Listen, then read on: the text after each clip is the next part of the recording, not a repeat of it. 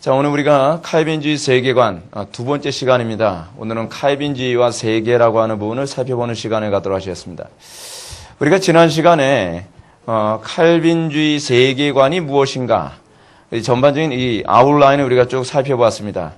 이제 오늘 이 시간 우리가 두 번째로 우리가 살펴볼 게 뭐냐면 우리가 그 세계 칼빈주의에서 바라보는 세계는 과연 무엇인가에 관한 문제를 우리가 살펴보고자 합니다. 이 문제가 단순한 문제가 아닙니다. 여러분들 이 땅에서 태어나서 그냥 살아가는 이 세계, 그냥 우리가 살아가는 세계라고 그냥 생각하지 않습니까? 근데 이 살아가고 있다고 하는 이 세계에 대해서 여러분들이 어떻게 해석하느냐에 따라서 이 세계를 보는 이 안목이 달라지게 됩니다. 먼저 우리가 이 세상을 바라보는 우리 기독교적인 안목, 또 칼빈주의 안목에서 우리가 배격하는 가장 중요한 하나의 개념이 하나 있습니다. 그것이 뭐냐면 이원론입니다. 듀얼리즘이라고 하죠. 이원론. 세상을 두 개로 바라보는 겁니다. 세상을 두 개로 바라본다는 것이 무슨 얘기냐면 실체와 그림자라고 하는 개념으로 바라보는 겁니다. 그러니까 플라톤이 이런 개념으로 이해를 했는데 플라톤이 보는 관점에서의 우리가 보는 이 세상, 우리가 실제로 눈으로 인식하는 이 세상은 뭐라고 보는 거예요? 그냥 하나의 그림자에 불과하다는 거예요. 이게 실체가 아니라고 보는 겁니다. 그 실체는 뭐냐? 실체가 바로 이데아라고 하는 거죠. 약간 어려운 얘기를 처음 시작합니다. 이데아가 실체고 우리가 눈에 보이는 이 물질, 만져지고 보여지는 이것은 실체가 아니라고 보는 겁니다. 그냥 그림자라고 하는 거예요. 그림자. 그래서 뭐가 구원이냐? 플라톤주의에서 뭐가 구원이라고 생각하냐면 이게 그림자라는 걸 알게 되는 거. 그러니까 이렇게 딱 얘기하면 제일 먼저 딱 떠오르는 종교가 뭐죠? 불교죠, 불교. 불교는 이 땅에서 살면 뭐라고 봅니까? 일장춘몽의 삶이라고 보지 않습니까? 이 세상이 허상이라는 거예요. 이 세상이 아무것도 아니라는 거예요. 그냥 눈에 보이지만 실제로는 허황된 걸 그냥 붙잡고 사는 거라고 생각하는 거예요. 근데 그러면서 그 사람들은 소위 이게 플라톤주의 이원론이 그들의 영향을 받았기 때문에 불교 신자들은 그들이 궁극적으로 초월한 목표로 하는 바가 그들이 구원을 받는 것이 뭐냐면 해탈하는 겁니다. 해탈하여 열반하는 거예요. 해탈하여 열반한다는 개념이 뭐냐면 이데아의 세계에 들어가는 겁니다. 이데아가 뭐라고요? 실체라는 거죠. 실체의 세계. 이렇게 되게 되면은 이런 플라톤주의 이원론적인 관점으로 세상을 바라보게 되면 이 세상을 살아가는 사람들이 세상에 대한 책임감이 없어지게 됩니다. 이 세상에서의 도덕성이라는 것도 없어요. 그래서 이원론에 빠진 사람들이 나타나는 극단적인 두 가지 현상이 있다고 그랬습니다. 그것이 뭐냐면 하나는 금욕주의예요. 또 하나는 뭐죠? 무율법주의죠. 세상을 이원론으로 이렇게 바라보게 되면 금욕주의자들은 세상의 것이 아무것도 의미가 없기 때문에 세상을 떠나서 가야 된다고 생각하는 거예요. 그래서 이 금욕주의에 빠진 사람들은 육체를 학대를 하죠. 예. 육체를 학대하고 그리고 가난하게 살아야만 한다고 생각을 하고 이 땅에서 누리면 안 된다고 생각을 하고 다 어디로 가요? 산으로 올라가거나 수도원으로 들어가서 살아야 된다고 생각하는 겁니다. 그러니까 탈세속적이라고 얘기하죠. 그러니까 이 사람들은 세속을 떠나서 사는 것이 구원이라고 생각합니다. 그것을 깨닫기 위해서. 그래서 여러분 이 이원론에 빠진 사람들은 현세에 대한 집착을 떨쳐내야 된다고 생각합니다. 그래서 뭐가 실체라는 것을 깨달을 때까지 그 벽면을 보고 수도를 해요? 이데아. 영적인 세계가 있는데 그 영적인 세계를 소유해야 그게 진짜 구원받은 것이다. 그렇게 생각하는 거예요. 그렇게 생각하는 교회 안에 그렇게 생각하는 사람들 있죠? 신비주의자들이에요. 신비주의자들. 신비주의자들은 뭐 교리 이런 거 다 필요 없다. 그리고 뭐 물리적인 거 다 필요 없다. 이 사람들 주로 어디로 가요? 기도원에 들어가요. 맨날 기도만 해요. 그래서 뭐예요? 이 영적인 체험을 해야 된다는 거예요. 영적인 체험. 그것이 구원이라는 거예요. 그래서 영적인 체험 안 한 사람들은 뭐라고 해요? 저건 신앙도 아니라는 거예요. 영적인 체험을 해야 신앙이라고 생각하는 거예요. 그래서 이 땅에서 가정은 풍비박산이고 자식 새끼들은 어떻게 크는지도 모르겠고 남편은 맨날 빌어먹고 있고 뭐 집안이 쑥대밭인데 뭐예요? 자기 종교적인 생활에만 심취해져 있는 거예요. 그거 왜 그러냐? 기독교가 아닌 거예요. 교회 안에 뭐가 들어온 거예요? 예, 플라톤주의 이원론, 철학이 들어온 거예요. 근데 사람들은 그걸 종교라고 생각해요. 그걸 신앙이라고 생각하는 거예요. 아니에요. 철학이에요. 교회 안에 철학이 들어온 거예요. 또 하나 금욕주의가 무율법주의가 들어오죠. 왜 무율법주의가 가능하죠? 이 땅에 그 아무것도 아니기 때문에 죄를 져도 상관없고 안 져도 상관없다는 거예요. 의미가 없다는 거예요. 이 땅에서는 그냥 육 자체는 악하기 때문에 그냥 육 자체를 아무렇게 해도 상관없다는 거예요. 중요한 건 우리의 영혼이 이데아를 알면 된다는 거예요. 하나님을 알면 되는 거라는 거예요. 굉장히 이런 극단적인 사고를 가지고 있죠. 근데 우리는 어떤 사고를 가지고 있죠? 우리가 이제 뒤에서 이제 살펴볼 문제이지만 우리는 세상과 그 신앙을 다 하나로 보고 있죠. 그렇죠? 이 세상도 하나님께서 구원하시고 하나님께서 창조하신 아주 존귀한 영역이라고 생각하는 겁니다. 그래서 하나님께서는 영적인 영역 또는 종교적인 영역만 창조하신 분이 아니시라고 그랬죠. 하나님께서는 이 세상의 모든 것, 이 물리적인 모든 것도 하나님의 창조의 영역이기 때문에 우리는 영혼만 구원받는 존재가 아니라 영혼과 육체가 다 구원을 받아야 된다라고 생각해요. 근데 영혼과 육체만 구원을 받느냐? 아이고, 제가 성경책을 안 가졌네. 로마서 8장에 보게 되면 그냥 기억력에만 의존해서 얘기하지 뭐 어찌 하겠어요. 예. 제가 성경책을 볼 일이 있을 거라 생각하는데, 그냥 놔두셔도 상관없어요. 로마서 8장 한 26절쯤에 보게 되면은 이 세상 피조물이 고대하는 것이 뭐예요? 예, 하나님의 아들들의 나타나심이에요. 이 세상 피조물들이 하나님의 아들들이 나타나길 바란다는 거예요. 왜요? 이 세상 피조물들은 하나님의 아들들이 나타남으로 말미암아 그들이 어디 구원을 받기 때문에 그런 거예요. 궁극적으로 하나님의 구원이라고 하는 것은 어떤 영적인 영역만의 구원이 아니라 전인격적인 구원이에요. 이 전인격적인 구원이라고 하는 것이 궁극적으로 요한계시록에서는 새하늘과 새 땅이라는 개념이 나오면서 세계적인 우주적인 구원의 관점으로 이것이 나타나요. 그래서 세상을 바라보는 안목이 세상 사람들과 그리스도인들은 완전히 다르죠. 그래서 우리는 가정을 내팽개치고 신앙생활만 잘하면 되다가 아니에요. 가정이 구원받아야 될 영역이고 직장생활도 구원받아야 될 영역이고 이 사회와 국가 전체가 구원받아야 될 영역이라고 생각해요. 그래서 우리는 예수를 믿기 때문에 국가에 대해서 무관심한 존재들이 아닙니다. 예수 믿는 사람이니까 우리는 지역사회에 무관심해도 된다. 그것이 아닙니다. 우리는 오히려 예수를 믿기 때문에 이 모든 영역이 구원받아야 될 영역이고 이 모든 영역이 하나님께서 보기에 좋았더라라고 창조하셨으며 하나님께서 마지막 날에 새하늘과 새 땅으로 완전히 보기 좋은 상태로 회복하시길 원하시기 때문에 우리는 어떻게 해요? 이 모든 회복을 위해서 우리가 경작자로 헌신하고 충성된 존재로 우리가 부름받은 존재라고 하는 인식을 갖게 됩니다. 자, 이것과 아울러서 우리가 또 한 가지 살펴야 될 것이 뭐냐면 이 세상에 대한 인식의 문제에 있어서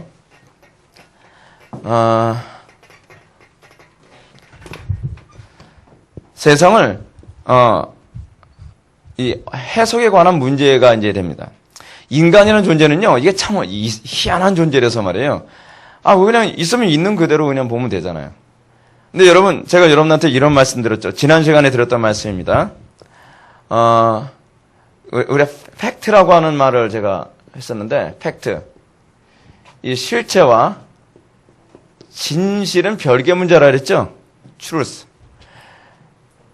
이거를 해석을 했을 때 진실이 되게 되고, 잘못 해석하면 뭐가 돼야 돼요? 거짓이 되는 거예요. 우리는요, 하나의 사물을 객관적으로 받아들일 수가 없습니다.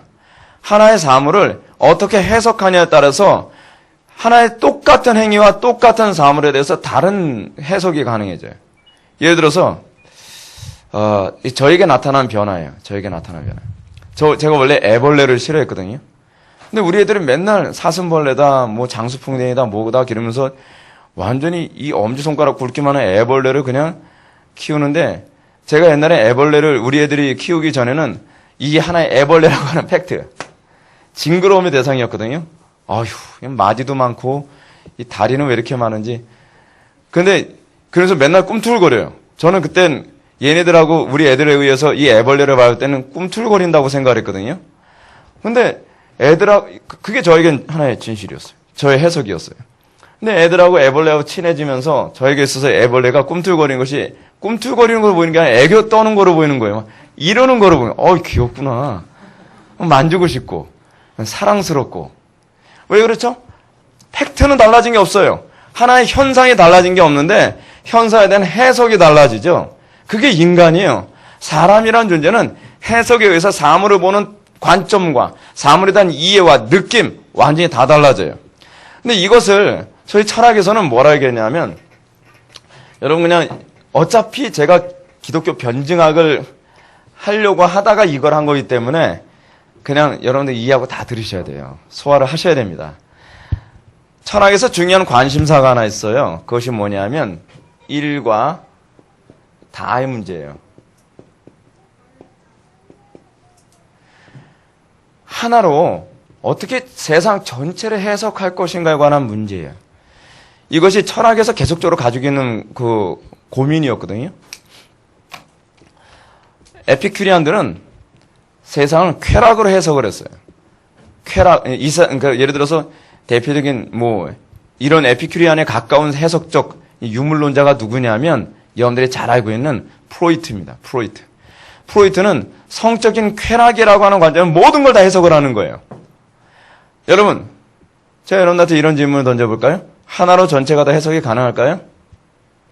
근데 하나로 전체 해석이 다 가능할 수 있어요.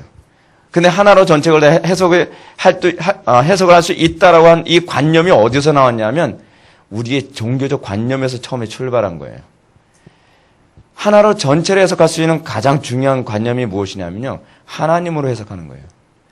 왜냐하면 이게 가능해요. 왜냐하면요. 하나님이라고 하는 하나님에 의해서 모든 세상이 다 파생되어졌어요. 그걸 우린 소위 일반 계시라고 하죠. 이 세상 모든 것이 다 누구를 사실은 다 설명하고 있어요? 하나님을 설명하고 있는 거예요. 세상에 수많은 파도, 태풍, 해일, 수많은 사건들, 하나하나들, 이 모든 것이 여러분들 삶에 일어나는 수많은 사건들, 다 누가 하시는 사건이에요? 하나님의 작정 안에서 일어나는 것이고, 꽃들을 보면서 우리가 아름답다고 느끼는 것, 이 모든, 아름답게 꽃이 뭐 때문에 꽃은 아름답게 창조되었을까? 이상하지 않습니까?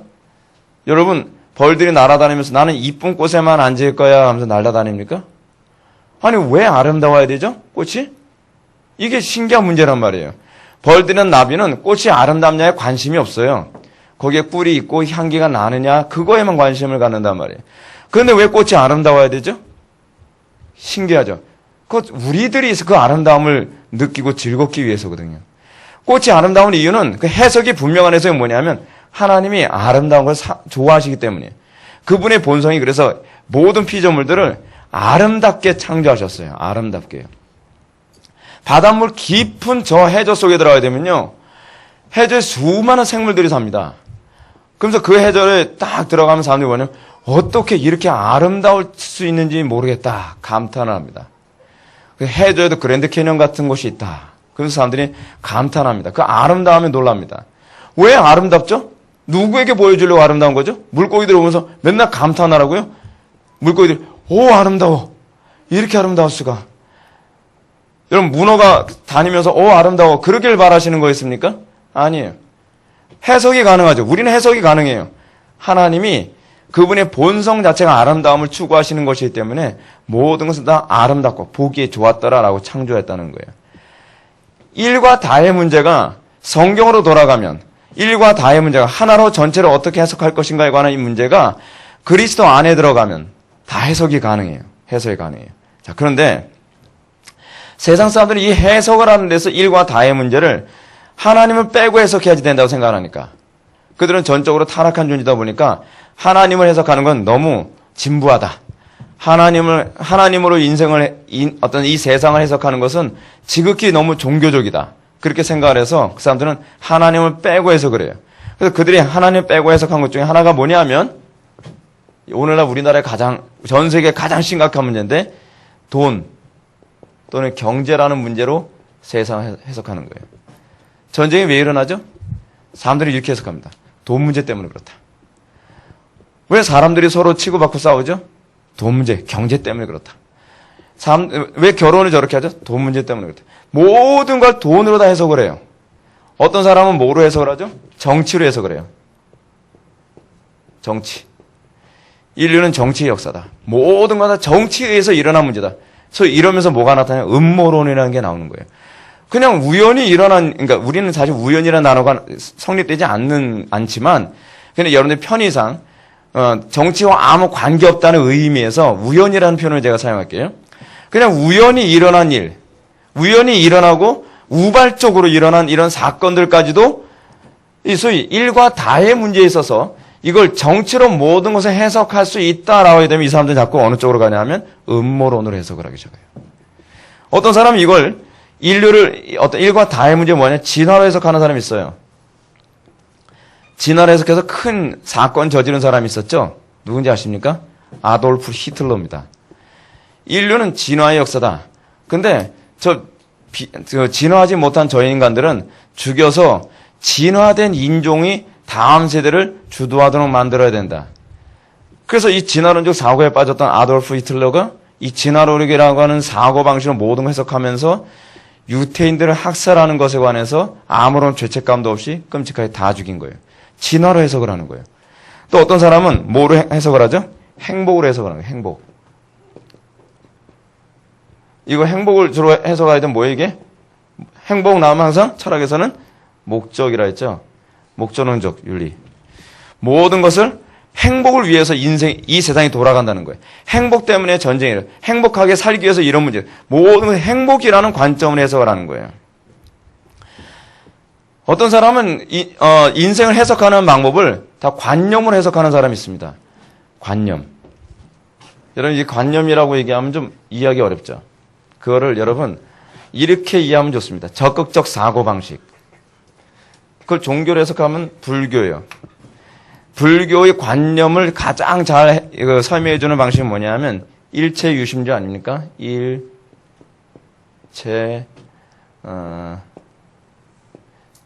유심조.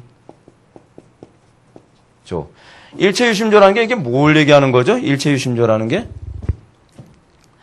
사람이 마음먹은 대로 다 된다는 거예요. 어디서 많이 듣던 얘기죠. 생각대로 그죠. 그게 사실 일체 유심조를 그렇게 간단하게 표현한 거예요.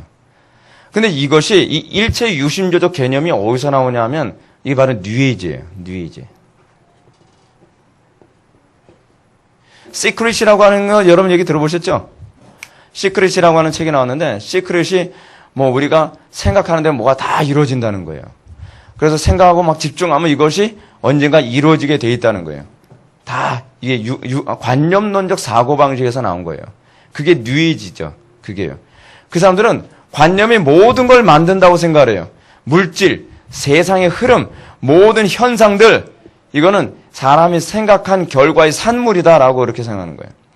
근데 헤겔이 얘기했던가 칸트가 얘기했던가 헷갈리는데 그 사람들은 이렇게 생각했습니다. 하나님이 생각하는 것은 곧 실제이고 실제는 곧 하나님이 생각한 것이다. 사실은 이게 우리가 보는 관점이거든요. 그러니까 다 이렇게 좀 더 이제 정확하게 이성적인 것은 실제적인 것이며 실제적인 것은 이성적이다. 근데 거기서 이성적이라는 개념은 하나님의 생각을 얘기하는 거예요. 하나님이 생각하는 것은 반드시 현실화되어지고 현실화된 것은 다 하나님이 생각한 것이다. 이것이 우리가 적용할 수 있는 중요한 개념이죠. 일과 다의 문제에 있어서 제가 여러분에게 얘기하고 싶은 게 이겁니다.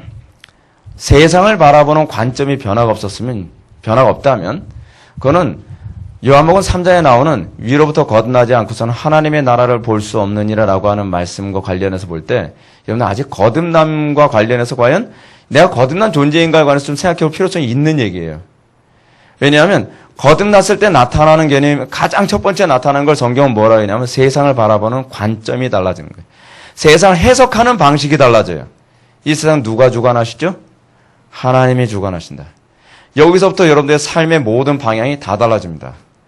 이 세상은 하나님이 주관하십니다. 하나님이 주관하시기 때문에 우리는 고난이 있어도 어떻게 해요? 기뻐할 수 있죠. 고난 중에서도 기뻐할 수 있다고 하는 이 개념은 세상을 바라보는 이 관점의 변화가 있는 사람에게만 가능한 거예요. 이 세상을 누가 주관하신다는 걸 믿기 때문에요. 하나님께서 주관하신다는 걸 믿기 때문에. 여러분의 가정에 생각지 않던 일이 벌어졌어요. 여러분들 오늘 하루 생활하면서도 생각지 않던 일이 벌어졌어요. 또 오늘 우리 교회 보니까 새신자들이 왔어요. 우리가 잘해서 된 거예요. 우리는 자꾸 원인을 어디서 찾으려고 하냐면 나에게서 찾으려고 해요. 우리가 인터넷에 동영상을 올리고 우리가 전도를 열심히 했고 내가 이게 바로 철학이에요. 여러분 철학이라는 말을 우리가 쉽게 해석하면 뭐라 그랬죠? 자기 중심적 사고방식을 했죠. 자기 중심적 사고방식이에요. 우리가 구원받기 전에는요, 우리가 거듭나기 전에는 항상 매사에 내가가 주어가 되길 좋아해요. 그래서 우리는 이렇게 하죠. 아, 내가 이렇게 했더니 이렇게 됐고요. 내가 이렇게 했더니 뭐 이렇게 됐고. 모든 걸 우주의 중심이 나이길 바라는 거예요. 마치 내가 주관자인 것처럼 우리는 말하기를 좋아한단 말이에요. 근데 여러분 이게요, 얼마나 타락한 심성인지 아십니까? 인간이 타락하기 전에는 그렇게 해석하지 않았어요. 인간이 타락하기 이전에는 이 모든 것이 하나님의 주권이고 이 모든 것이 하나님의 섭리며 이 모든 것이 하나님의 행위라고 해석을 했어요. 세상을 바라보는 이 안목이 세상의 주인이 누구라고 보는 거예요? 하나님이라고 보는 거란 말이에요. 근데 우리는 타락하고 난 이후에 세상이 세상을 다스리는 것은 뭐다? 정치가 세상을 다스린다고 생각하는 거예요. 그럴까요?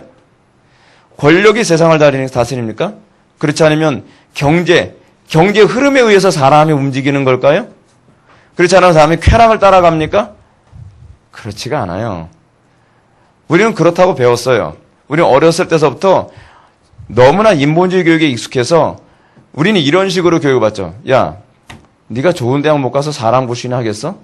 일과 다의 문제로 해석을 해야 되면 그 사람은 이걸 어떻게 해석을 하는 거예요? 세상은 뭐가 주관한다? 명예가 주관한다라고 생각을 하는 거예요. 어떤 사람은 지식을 절대시 여기는 사람이 있거든요. 세상은 지식이 움직인다고 생각을 하는 거예요. 근데 아니죠. 그게 아닌 거예요. 세상은 누가 주관한다? 하나님이 모든 것을 주관한다. 그래서 칼빈주의 세계관에 있어서 가장 중요한 핵심은 뭐냐면 하나님 주권교리예요. 이 세상을 하나님이 주관하신다. 내 가정도 하나님이 주관하신다. 내 마음도 하나님이 주관하신다. 우리 교회도 하나님이 주관하신다. 그래서 우리는 우연이라는 것을 인정하지 않습니다. 기독교 세계관, 이 기독교 안에서 세계를 바라보는 관점에서 이 땅에 일어난 모든, 소위 우발적으로 보여지는 모든 사건들조차도 하나님께서 그의 뜻 가운데에 이루신 일이라고 우리는 그렇게 해석을 합니다. 그렇기 때문에 우리가 뭘 하죠? 기도라는 걸 해요. 이걸 인정하는 태도가 우리 삶 속에서 뭐로 나타나는 거냐면 기도로 나타나는 거예요. 기도로. 자, 제가 여러분한테 질문할게요. 여러분들은 이 세상의 모든 일이 하나님의 뜻 안에서 하나님이 하신다고 믿습니까? 예. 우린 믿는다고 고백을 합니다. 그렇다고 한다면 우리는 그 다음 질문을 갖게 돼 있어요. 그러면 왜? 여기서 신앙이 자라요. 하나님이 이 모든 것을 주관하신다는 것만을 가지고서는 신앙이 자라질 않아요. 하나님이 모든 것을 주관하시는데 그 주관하시는 하나님의 속성을 전제로 해서 우리는 이 왜의 질문을 던지죠. 하나님은 어떤 분이세요? 하나님은 선하시죠. 하나님 어떤 분이세요? 전능하시죠. 하나님은 어떠세요? 지혜로우시죠. 근데 이 선하심, 전능하심, 지혜로움이라고 하는 것은 절대적인 선이요, 절대적인 전능하며 절대적인 지혜로움이에요. 여기에는 오류라든지 어두움이 전혀 없는 절대적인 개념이에요. 근데 그 전능하신 하나님께서 왜 우리에게 이런 일을 허락하시죠? 이게 바로 세상을 보는 관점이에요. 성도가 여기서 신앙의 성장이에요. 저는 여러분들에게 왜를 붙이지 않는 사람을 전 좋은 신자라고 생각하지 않습니다. 오늘도 식사하고 나서 이번에 새로운 지체하고도 이 왜에 관한 얘기를 했습니다. 근데 오늘날 상당수의 교회 안에서 성도들이 왜라고 질문을 던지면 그냥 믿어. 왜 자꾸 질문을 던지는 거야? 그럼 믿음이 없는 거야? 라고 하는데 그렇지 않습니다. 우리에게 이 왜라고 하는 질문이 나오는 것은 그분이 선하신데 왜 하나님께서 나에게 고통을 허락하시죠? 그러면 이 질문은, 이 why에 관한 이 질문은 뭐에 대한 질문이죠? 하나님의 의도를 알고 싶어요. 라는 얘기거든요. 하나님의 어떤 의도요? 선하신 의도. 하나님이 선하신데, 하나님이 지혜로우신데, 하나님이 전능하신데, 하나님께서 왜 이런 일을 하시죠? 우리는 그걸 알아가면서 어떻게 해요? 지혜로워지죠. 아, 하나님은 정말 놀라우시다. 하나님 정말 지혜로우시다. 이 고통을 통해서, 이 어려움을 통해서, 또는 이런 환경을 통해서 하나님께서 이렇게 놀라운 일을 우리에게 허락하시고 하나님께서 우리에게 이토록 당신의 사랑을 이런 식으로 표현하시는구나. 우리는 하나님께서 우리에게 사랑을 표현하실 때 자꾸 어떤 식으로 해야만 사랑이라고 생각하냐면 우리에게 당근 던져주고 사탕 던져줘야 그것이 사랑일 거라고 생각을 하거든요. 근데 여러분 오해하지 마십시오. 하나님께서는 우리에게 채찍을 때릴 때도 그것까지도 하나님의 사랑이 완전하다는 것을 잊지 마시기 바랍니다. 하나님은 우리를 징계하실 때도 그분은 미움으로 징계하지 않으십니다. 우리하고 다르십니다. 하나님은 우리에게 사랑을 베푸실 때 그분의 사랑은 오류 없고 완전한 사랑으로 우리에게 베푸신다는 겁니다. 그래서 여러분 믿음이라고 하는 것은 뭐에 대한 믿음이냐 하면 사건에 대한 믿음이 아니에요. 그것이 우리가 세계를 바라보는 관점이에요. 우리는 자꾸 믿습니다 하는데 뭐에 대한 대해서 자꾸 믿는다 그러죠. 예를 들어서 우리는 이런 식으로 믿습니다를 남발하기 좋아합니다. 하나님 요번에 제가 좋은 직장에 취직하게 될 줄 믿습니다. 그건 믿음이 아니에요. 성경이 우리들에게 가르치는 믿음이라고 하는 것은 사건에 대한 믿음이 아니라 했죠. 뭐에 대한 믿음이죠? 하나님의 속성에 대한 믿음이에요. 그래서 성경이 우리들에게 가르치는 바는 다니엘서에서 나온 것처럼요. 다니엘서에서 아주 믿음을 아주 우리에게 잘 정의해주는 좋은 사건이 있었죠.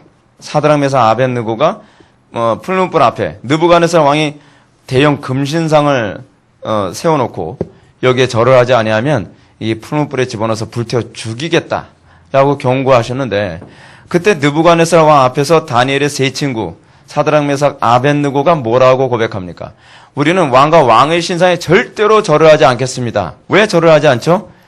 절을 하지 않는 것은 지옥 갈까봐가 아니라 하나님에 대한 그들의 사랑과 존경심 때문이에요. 사실 그게 믿음이거든요. 믿음이란 그분의 인격에 대한 반응이에요. 우리가 하나님과의 관계 안에서 의무적이거나 기계적인 관계라고 한다면 이건 믿음이라고 규정하기는 굉장히 힘들어요. 왜냐하면 우리는 기계에게 믿음을 얘기하진 않거든요. 우리는 믿음이라는 것을 주로 어디에 사용하냐 하면 인격과 인격과의 관계 안에서 믿음을 얘기해요. 구약에서는 주로 이 믿음이 언약이라는 것을 전제해서 믿음을 얘기하거든요. 사드락 메삭 아벳느고도 왕과 왕의 신상에 전하지 않겠나이다 라고 한 그 이유는 하나님과의 인격적 관계로서의 그 믿음 때문에 절을 하지 않은 거거든요. 그것이 보여준 첫 번째 믿음에 대한 정의예요. 믿음은 뭐라고요? 인격적 관계에 대한 신뢰예요. 신뢰성. 그리고 두 번째로 사드락 메삭 아벳느고가 보여준 중요한 믿음에 대한 정의는 뭐냐면 그리 아니하실지라도요. 첫 번째로 그들은 이렇게 얘기했거든요. 왕이시여 하나님께서 우리를 이 가운데서 살려주실 겁니다. 그들은 하나님의 전능하심을 믿었어요. 이건 전능하심에 대한 믿음이죠.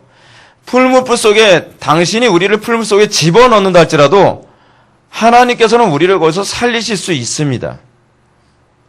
여러분 거기서요 얼마나 하나님의 속성에 대한 믿음이 선명하게 잘 나오는지 모릅니다. 하나님의 전능하심을 믿었어요. 근데 그리 아니하실지라도 우리는 왕과 왕의 신상에 절을 하지 않겠나이다. 그건 뭐에 대한 신앙 고백이죠? 선하심에 대한 신앙 고백이에요. 이 두 개의 신앙 고백이 그 안에 다 나와요. 그들은요 사건을 믿는다는 얘기가 아니었어요.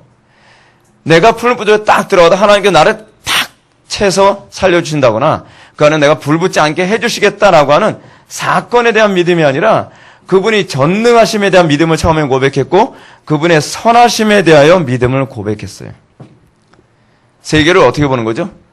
그래서 여러분 다니엘서의 중요한 주제가 뭔지 아십니까? 이 세상 모든 만물은 누가 주관하신다? 하나님이 주관하신다. 그게 다니엘서의 주제예요. 그 다니엘서는 그 얘기가 자꾸 나와요. 다니엘이 꿈을 꿨더니 어떻게 해요? 하나님께서 이 느부갓네살 왕을 미치게 만들어가지고 뭐 어쩌고저쩌고 그러면서 이 고백해야 되는 내용이 뭐예요? 하나님께서 비로소 이 느부갓네살 왕의 입에서 고백을 하죠. 내가 비로소 이 세상은 여호와 하나님이 다스리는 줄 내가 알았노라.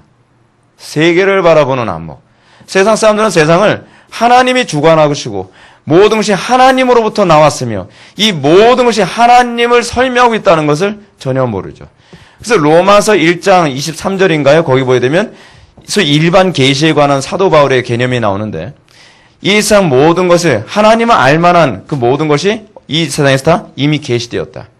그 얘기가 바로 로마서 1장에 나오는 얘기입니다. 자, 그럼 우리가 들어가게 한번 봅시다. 칼빈주의자들은 항상 생각하기를 우리 성도는 세상에 살고 있으나 세상에 속해 있지 않다. 이게 칼빈주의자들이 세상을 살아가는 방식이고 칼빈주의자들 또는 기독교인이 세상에 대한 인식입니다. 그리스도인들은 세상에 살아갑니다. 세상을 떠나서 산속에 사는 존재들이 아닙니다. 그리스도인들은 세상에 살고 있으나 세상에라고 하는 이 말은 인을 얘기하는 거예요. 세상 속에 살고 있으나 성도는 어때요? 세상에 속하지 않았다. 세상의 방식대로 살지 않는다는 얘기입니다. 세상 사람들의 사고방식대로 살지 아니하고 세상 사람들이 사는 그 라이프 스타일을 따라가지 않는 사람들이라는 거예요. 그래서 교회는 세상 속에 비치고 교회는 세상 속의 소금이라고 규정되어지는 거예요. 교회가 세상과 동화되어지면 이미 그는 세상일 뿐이에요. 그는 교회가 아니에요. 그가 교회냐 아니냐, 그가 그리스도이냐 아니냐를 규정하는 것은 그가 그러니까 세상에 동화된 존재이냐, 그렇지 않으면 세상과 구분된 존재이냐, 그걸 뭐라 그래요? 카도시. 이스라엘 백성들에게 있어서 하나님의 백성을 규정하는 중요한 개념은 카도시, 구분됨이거든요. 구분됨. 이거를 뭐라고 번역했냐면 거룩이라고 번역했어요. 거룩. 근데 성도는 이 세상 속에 살면서 세상 사람들과 구분돼요. 이것이 바로 칼빈주의자들, 그리스도인들이 세상에서 사는 방식이에요. 이것이요. 그럼 세상은 어떤 상태냐? 11페이지 넘어갑시다. 죄악된 세상. 아담과 하와의 타락으로 말미암아 이 아담과 하와의 타락, 인간이라는 존재에 관한 인식이 필요한데 아담과 하와의 타락으로 말미암아 세상은 모든 것이 다 타락해버리고 말았습니다. 근데 여러분이 타락이라는 개념도 좀 정의를 좀 해야 될 것 같아요. 타락이라고 하는 것은 완전히 다른 어떤 것이 되었다는 것이 아니라 왜곡되었다는 개념이에요. 왜곡. 이것이 타락의 첫 번째 정의고 두 번째 뭐냐면 완전히 죽었다라고 하는 개념이에요. 여러분, 우리가 타락했다고 해서 우리가 사랑이 없는 게 아니죠. 모성애가 없는 게 아니에요. 타락했다고 해서 종교가 없어진 게 아니에요. 타락을 했다는 것은 무슨 얘기냐면 사랑을 하는데 어떻게 사랑해요? 왜곡된 사랑을 하는 거예요. 신앙생활을 하는데 어떻게 신앙생활을 하냐면 왜곡된 신앙생활을 하는 거예요. 이게 다 타락이에요, 여러분. 그리고 우리가 기도 생활을 하는데 왜곡되게 기도 생활을 해요. 이게 대부분 타락의 개념이에요. 많은 사람들은 마치 기도를 안 하는 게 타락이고 사랑을 안 하는 게 타락이고 그렇지 않으면 무슨 신앙생활을 안 하는 게 타락이라고 생각하지 않습니까? 그래서 우리가 기독교는 자꾸 착각하는 게 뭐냐면 우리는 좀 선한 사람이고 교회 밖에 있는 사람들은 신앙생활 안 하기 때문에 다 마귀 자식이라고 얘기하기 좋아요. 그 오산이죠. 어떤 분이 그랬다는 거 아닙니까? 불교 신자 만나서 이 마귀 새끼. 미쳤죠. 어떻게 그런 말을 합니까? 그렇죠? 근데 그게 일종의 종교적 우월감이거든요. 나는 교회 나와서 예배 드리고 난 신앙생활 하는데 너는 예배 안 드리지 않냐? 그러니까 너는 타락했다. 성경이 얘기하는 타락의 그 개념이 아니라니까요. 성경은 오히려 뭐라 하냐면 하나님을 예배한다고 하면서 하나님 그 눈먼 것, 병든 것, 저는 것으로 예배하는 행위를 뭐라 하냐면 타락이라고 규정해요. 여러분, 신앙생활을 했다는 것으로 만족하지 마십시오. 바르게 신앙생활하는 것, 성경대로 신앙생활하는 것, 그것이 신앙이지 왜곡되게 대충대충 얼렁뚱땅 아무렇게나 그렇게 신앙생활하는 게 그게 신앙생활이 아닙니다. 그래서 여러분, 성화에 관한 관점에서도 이 왜곡됨이 틀어진 것이, 왜곡이라는 게 뭡니까? 휘어졌다는 얘기잖아요. 휘어졌다는 거. 이 휘어졌다는 걸 피는 것이 이게 또 성화의 한 중요한 요소이기도 합니다. 그래서 종교개혁자도 했던 얘기가 있잖아요. 개혁된 교회는 항상 개혁돼야 된다. 개혁되지 않은 상태에서 그 모습대로 계속 종교생활하는 건요, 이건 쓰레기처럼 신앙생활하는 거예요. 신앙생활은 날마다 개혁되어져야 돼요. 여러분, 여러분들 중에서 개혁되지 않아도 될 만큼 신앙 좋은 사람 한 명도 없습니다. 제가 제 자신을 뒤돌아봐도 제 신앙 안에서는 끊임없이 왜곡된 것 투성이에요. 계속 개혁해 나가는 거예요. 이것이 타락의 하나의 개념이고 또 하나 뭐냐면 죽음이거든요. 타락의 죽음이다라고 하는 이 얘기는 무슨 얘기냐면 하나님에 대한 감각이 완전히 없는 거예요. 말씀을 들어도요, 하나님의 음성으로 들리지가 않아요. 자연 만물을 보는데도요, 하나님을 알 만한 것이 저에게 보임이라. 바울이 로마서 1장에서 얘기하고 있지 않습니까? 하나님이 안 보이는 거예요. 이 자연 만물을 보면서도요. 분명히 보여 알 만한 것을 보여주셨는데도 하나님이 안 보이는 거예요. 신기하죠? 그게 타락이에요. 인간의 전적 타락은 그래서 또 하나 뭐냐면 원수됨으로 나타나죠. 원수됨. 하나님의 뜻에 대해서 배역하는 행위. 여러분 이게 신기한 게 뭐냐면요. 이래요. 성격 아무리 좋은 사람이라도 신기하게 복음을 딱 들이대면 그 다음부터 그 사람의 이 성질이 나오기 시작을 해요. 야, 신기하더라고요. 아무리 착한 사람이라도요. 하나님 말씀대로 살아라. 가르치는 것까지는 별로 잘 안 그래요. 근데 이 말씀대로 살아라. 정확하게 살아라. 이것이 하나님이 기쁘시게 해드리는 것이다. 하나님을 기쁘시게 해드리라는 것이 저를 기쁘게 해달라는 얘기가 아니거든요. 근데 하나님을 기쁘시게 해드리는 것이 이거다. 근데 다들 하는 상당수 사람들이 이런 얘기입니다. 나는 여기까지는 하겠는데 그 이상은 못하겠다는 거예요. 아, 왜 나한테 이런 무리한 걸 강요하냐는 거예요. 아, 하나님을 사랑한다면서 그렇게 고백을 했으면서 이것이 하나님을 기쁘시게 해드리는 거라면 해야 되는 건 아닙니까? 예를 들어서 주일을 성수한 데서 이렇게 성수해야 된다. 엄격한 잣대. 근데 이것이 하나님을 기쁘시게 드리는 아주 낮은 소위 미니멈이거든요. 근데 워낙 그렇게까지 신앙생활 못 하겠다는 거예요. 교회를 다니고 그냥 봉사하고 뭐 그 정도는 하겠지만 나는 이렇게까지 못 하겠다. 왜 자꾸 이런 얘기가 나온 거죠? 궁극적으로 그 사람들의 종교 행위는 나를 즐겁게 하기 위한 종교 행위였지 하나님을 기쁘시게 했는지 초점을 맞추는 것이 아니에요. 제가 전사시에서부터 신앙생활하면서 항상 생각했던 게 뭐냐면 어떻게 해야 더 온전한 예배를 드릴 수 있을까? 어떻게 해야 정말 하나님께서 받으실 만한 예배를 드릴 수 있을까? 어떻게 해야 정말 초대교회 때 같은 그런 예배가 가능할까? 그 고민을 했거든요. 근데 신기하게 그 고민을 하면 할수록 사람들이 싫어하더라고요. 그래서 저는 처음에 이해가 안 됐어요. 왜 싫어하지? 이거 하나님이 좋아하시는데 왜 싫어하지? 제가 순진해가지고 다들 좋아할 줄 알았어요. 그러니까 저만 좋아하는 거예요. 우리가 정말 하나님과의 관계, 소위 구원을 받았다라고 한다면 하나님과의 관계 회복에서 가장 첫 번째 나타나는 것이 뭐냐면 어떻게 해야 하나님을 기쁘시게 해드릴까에 관한 문제예요. 그걸 뭐라 해요? 사랑이라고 얘기하죠. 마음을 다하고 뜻을 다하고 목숨을 다하고 힘을 다하여 하나님을 사랑하는 것. 시키는 것 이상은 안 하는 건요. 가짜예요. 가짜. 사랑한다면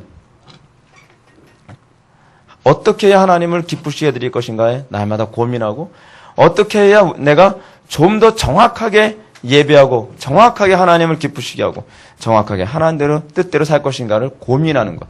여러분 저는 그게 신앙이라고 생각합니다. 그러지 않으면 그냥 종교행위예요. 종교행위. 그래서 여러분 죄악의 의미 보시기 바랍니다. 코넬리우스 반티는 말하기를 우리 사람의 눈에는 죄의 콩꺼풀이 씌어 있어서 그 콩꺼풀이 벗겨지기 전에는 죄를 알 수 없다라고 얘기하고 있습니다. 사람은요. 내가 그렇게 혐오스러운 죄인이라는 걸 전혀 잘 모릅니다. 이 정도는 괜찮은 사람이라고 생각을 해요.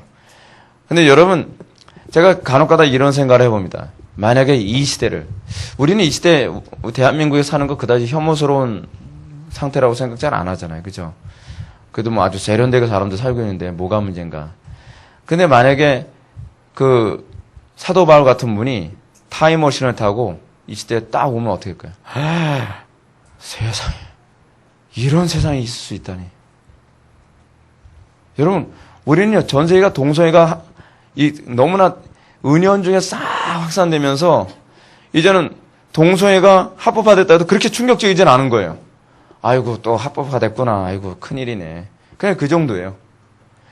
여러분 우리 전 세대들 적어도요 죽고 아직 우리 세대는 못 본 전 세대들 1900년대쯤에 있었던 그 조선시대의 우리의 선조들이 우리들 사는 꼴을 보면요. 이게 말세가 아니라 그분들이 흔히 하는 뭐 후레 자식들 뭐 별소리 다 나올 거예요. 요즘 길거리 다니면서도 여러분 보십시오. 이 여자들 옷 입고 다니는 이 노출 수위가요. 이제는 더 이상 올라갈 수 없는 수준까지 다 올라가 버렸어요. 아무 느낌 없어요. 다 그렇게 입고 다녀요. 다. 이게 심각한 거예요. 왜냐하면 사람들은요. 내가 얼마나 타락했고 내가 얼마나 죄악된 존재인지를 스스로 몰라요. 근데 언제 아느냐? 신기하게 하나님을 만나면 알아요. 하나님을 만나면. 왜냐하면 우리는 하나님의 형상대로 창조된 존재거든요. 하나님의 형상대로 창조됐다는 얘기는 무슨 얘기냐면 하나님이 원본이라는 얘기예요. 그리고 우리는 하나님이라고 하는 그 원본에 대한 소위 그것을 착안하여 만들어진 이 표현이 적절한 표현은 아닐 텐데 그냥 여러분들 이해를 돕기 위해서 이미테이션 같은 그런 존재들이에요. 그래서 우리가 얼마나 파괴됐는가, 우리가 얼마나 망가졌는가는 하나님의 거룩을 딱 보면서 비로소 알게 되는 거죠. 우리들끼리는 몰라요. 다 고만고만하거든요. 예. 우리는 우리들끼리도 조금 도덕적인 사람한테 부담스러워 그러잖아요. 근데 여러분 예수님이 딱 오면 여러분 어떨까요? 그냥 무릎을 꿇으면서 주여 나는 죄인으로소이다 하든지 그렇지 않으면 저 사람을 돌로 찍어라 하든지 둘 중에 하나예요. 왜냐하면 그 사람의 거룩함과 경건함이 나의 죄를 폭로하는 것처럼 느껴지거든요. 기분이 너무 나쁜 거예요. 기분이요. 그래서 칼빈은 하나님을 알지 못하면 자신을 알 수 없다라고 얘기했어요. 그래서 여러분들이 하나님을 만났나 만나지 않았는가를 알 수 있는 중요한 시금석은 여러분들을 아느냐 모르냐에 관한 문제예요. 아무리 얘기해도 난 이 정도는 괜찮다고 생각하는데 뭐가 문제라고 생각해요? 왜 저보고 자꾸 더 심한 경건을 요구하죠? 그래도 난 구원받았다고 생각을 하는데 자기를 너무 모르는 거예요. 우리가 하나님을 알아가면 알아갈수록 우리가 깨닫게 되는 것이 뭐냐면 조나단 에드워즈의 표현처럼요. 나는 저 지옥의 밑바닥에 떨어져도 시원치 않은 존재인데 그런 나 같은 존재를 구원하셨구나. 이걸 깨달은 사람들이 항상 불렀던 찬양이죠. 경성에서 Amazing, 그죠? Amazing Grace. 이 놀라운 은혜인 거예요. 어떻게 나를 알고 나니까 나 같은 존재를 구원하신지 이해가 안 된다는 거예요. 근데 내가 안 보이면 왜 나 같은 사람 안 구원하시고 왜 저런 사람 구원하셔? 그런 얘기가 나오는 거예요. 그게 아직 구원 못 받았다는 얘기예요. 나 같은 사람이 천국 안 가면 누가 천국 가나? 그런 사람 얼굴 다시 한번 보게 돼요. 아니 도대체 얼마나 거룩하길래 자기는 구원받을 자격이 있다고 생각을 하지? 근데 정말 주님을 만나고 나면 나는 정말 구원받을 자격이 없었는데 어떻게 나 같은 사람을 구원해 주시지? 그래서 기독교 신앙은요, 그 윤리가 어디서 나와요? 감격에서 나오는 윤리예요, 감격. 근데 이 감격이 말로 표현할 수 없는 감격이에요. 행동을 안 할 수가 없는 감격이란 말이에요, 이게요. 우리는 이런 얘기 많이 하잖아요. 구원은 받았는데요, 제 행위가 잘 안 나와요. 이게 가능한 얘기인가? 여러분, 우리는 성경에서 1만 달란트 빚진 자라고 하는 그 비유가 나옵니다. 하나님께 우리가 빚을 탕감받은 개념이 어떤 개념이냐면 일평생 갚아도 갚을 수 없는, 그러니까 뼈골 빠지게 우리가 일을 해가면서 우리가 갚아도 못 갚을 그 돈을 그냥 한 번에 싹 갚아주신 거예요. 그것도 어떻게 갚아주셨냐 하면은 자기 아들, 독생자 예수 그리스도를 자기가 가장 사랑하는 아들 아닙니까? 그 아들을 십자가에 못 박아 죽이시기까지 그분이 자비를 베풀어서 우리를 구원하신 거란 말이에요. 구원받았다는 게 관념이 아니에요. 구원받았다는 건 실제적인 얘기란 말이에요. 그래서 그걸 깨닫고 나면, 그 은혜를 깨닫고 나면, 그 깨달음이 뭐로 와요? 내가 죄인이라는 깨달음으로 와요. 내가 이렇게 구원받아 아무 자격이 없는데 나를 구원하셨다는 감격으로 온단 말이에요. 그죠? 그리고 나면 우리가 자동적으로 나오는 게 뭐예요? 네, 무엇으로 보답하리요? 이 얘기가 나오는 거죠. 성도에게서의 윤리는 감격에서 나오는 거예요. 보답에서 나오는 거란 말이에요. 성도에게서의 윤리는 그래서 그들의 신앙 고백이에요. 그렇기 때문에 이 신앙 고백 때문에 우리의 신앙의 선배들은 목숨을 걸고 순교까지 해가면서 하나님께 헌신하지 않았습니까? 근데 그 헌신은 해야만 하는 의무감에서 나온 것이 아니라 그들은 순교하면서도 이렇게 고백을 했어요. 내가 순교를 하면서도 이것으로도 내가 그 은혜를 내가 갚을 수가 없지요. 라는 거예요. 이게 주님을 만났다는 거예요. 그래서 내가 일평생 하나님의 영광 위에 살지라도 내가 그 은혜를 무엇으로 다 갚으리요. 예. 이게 바로 구원받음이, 이게 바로 구원받음. 하나님을 만나면, 그래서 내가 죄인됨에 대한 그 심각성이 보이고, 이렇게 심각함에도 불구하고 나를 구원하셨다는 것에 대한 감격 때문에 일평생 하나님의 영광 위에 헌신하며 사는 것을 주저하지 않게 되는 것입니다. 여러분 12페이지 넘어갑시다. 하나님을 잃은 행위와 죄악된 인간. 두 번째 패러그래프 보면 이런 사랑은 피조물을 통하여 하나님 자신을 객관적으로 볼 수 있게 하심으로 잘 나타난다. 이는 하나님께서 자신을 죄인들에게 모든 피조물을 통하여 계시함으로 돌아오도록 하기 위함인 것이다. 그러나 인간은 욕심과 타락한 본성으로 인해 스스로 창조의 섭리에 위배되는 우상을 숭배한다. 결국 인간은 특별 계신 성경과 성령님의 도움 없이는 하나님을 알 수 없는 것이다. 여러분 항상 우리가 요번에도 이제 특별 계시 그 성경론에 관해서 요번 수련회 때 우리가 배우게 됐지만 항상 하나님의 말씀이 하나님의 말씀됨을 규정하는 것은 성경과 성령의 조명이에요.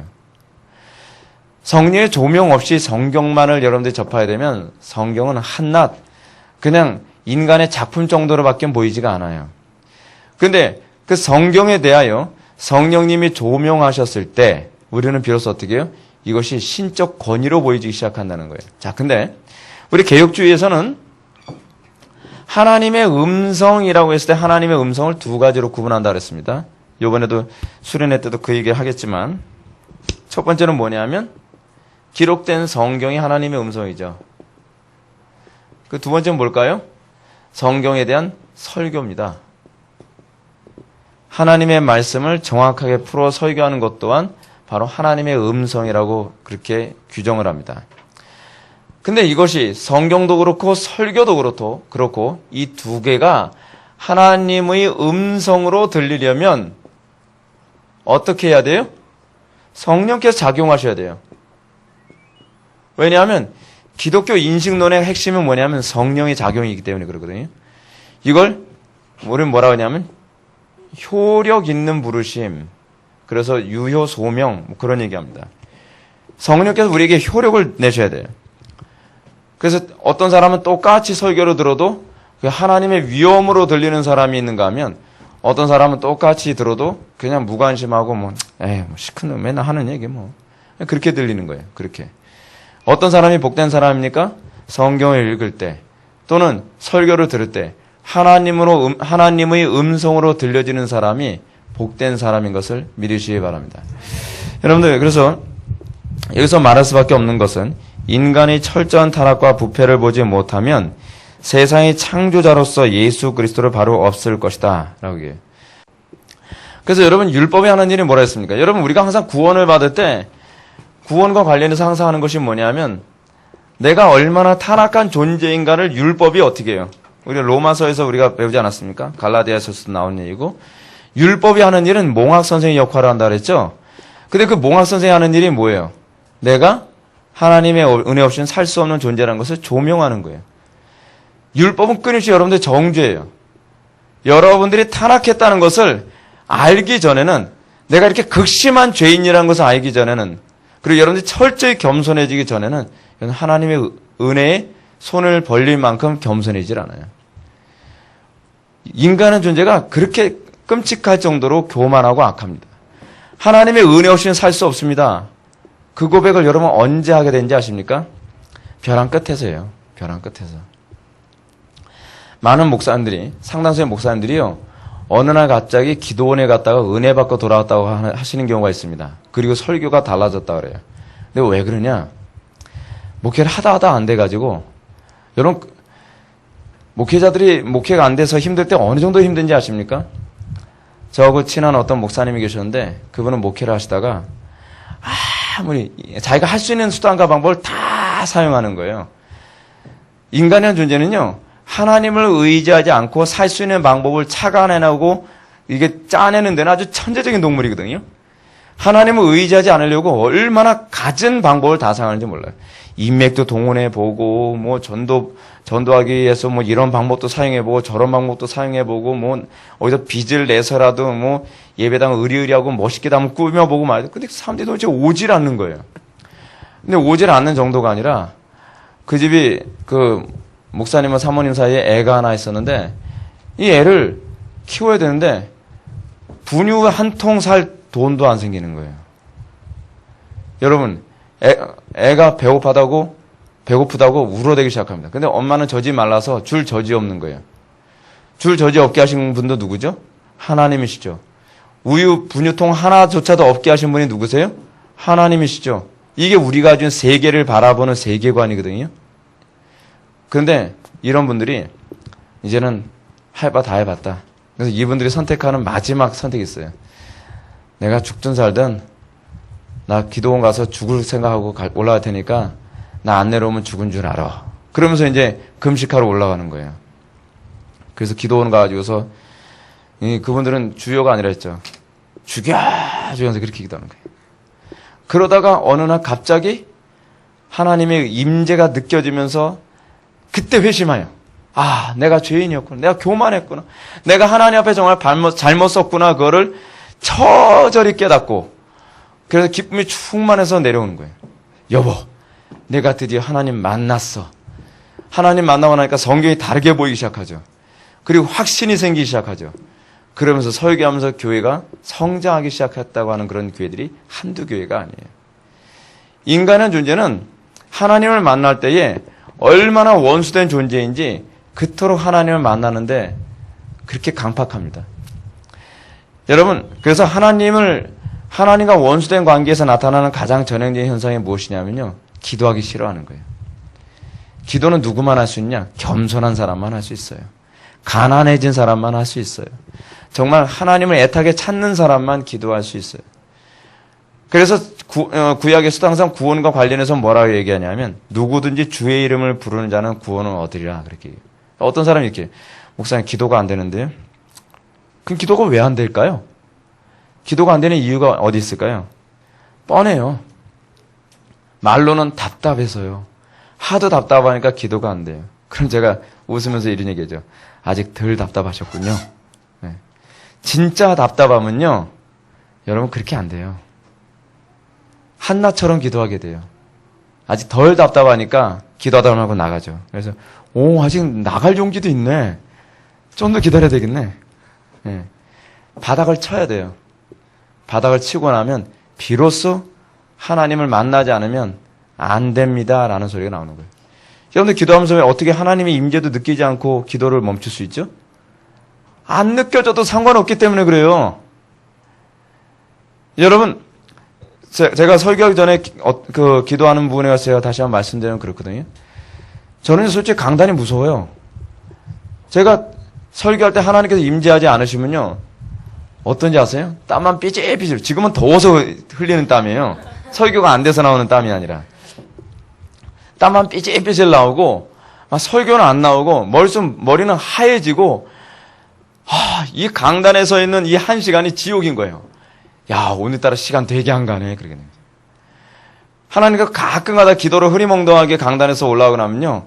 예외가 없어요. 그렇게 해주세요. 그럼 감사합니다. 다음부터는 제가 정말 기도 간절히 하고 올라서겠습니다. 그래서 하나님께서 나에게 은혜를 안 부어주실까봐 막 무서워서 하나님께 기도하는 거예요. 그리고 강단에 올라가요. 여러분, 은혜 안 받아도 된다? 배가 부른 거예요. 아주 교만한 거예요. 하나님의 은혜 없이 여러분 하루하루 살아보십시오. 그것이 여러분 가난하다고 생각한다면 이건 정말 끔찍한 일입니다.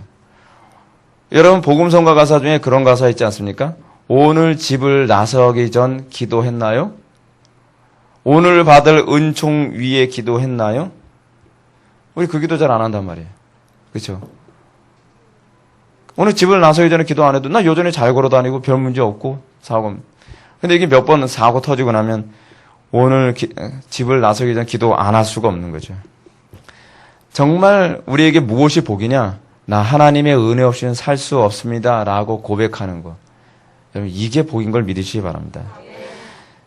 자, 그게 바로 하나님을 잃은 행위와 인간의 제약된 인간의 모습입니다. 인간은요, 하나님을 필요로 하질 않아요. 인간은 난 돈만 있으면 돼. 여러분, 정말 하나님 앞에 별로 듣기 좋지 않은 얘기가 있습니다. 사랑하는 두 남녀가 얘기합니다. 너 없으면 죽을 것 같아. 그럼 하나님 뭐라 그러죠? 이게 문제인 거예요. 난 너 없으면 못 살아. 여러분, 하나님 없이도 여러분 못 산다고 이 고백 얼마나 해보셨습니까? 문제가 이거예요. 우리는 하나님과의 관계 안에서 정말 하나님이 듣고 싶은 얘기가 그 얘기거든요. 우리는 하나님 없이도 별 불편 없이 잘 살아요. 불편하지 않잖아요. 근데 이게 문제인 거예요. 이게 타락이에요. 다른 게 타락이 아니에요. 우리는 자꾸 이렇게 얘기하지 않습니까? 아유, 말세야, 말세. 어떻게 요즘 계집 애들이 저렇게 옷을 입고 다니고, 이렇게 돼요. 예. 우리가 그렇게 옷을 안 입었다고 해서 우리가 덜 타락한 게 아니에요. 타락의 문제는 그 문제가 아니에요. 그건 타락의 열매일 뿐이에요. 타락은 관계 문제이고 하나님에 대한 인식의 문제예요. 우리가 어떤 행위를 저질렀냐 저질르지 않았냐에 관한 문제가 아니라 하나님과의 관계의 이 떨떠름함이거든요. 우리는 그 사람보다 긴 치마를 입고 있을지 모르지만 우리는 그 사람들만큼 하나님에 대한 감각이 없을 수도 있어요.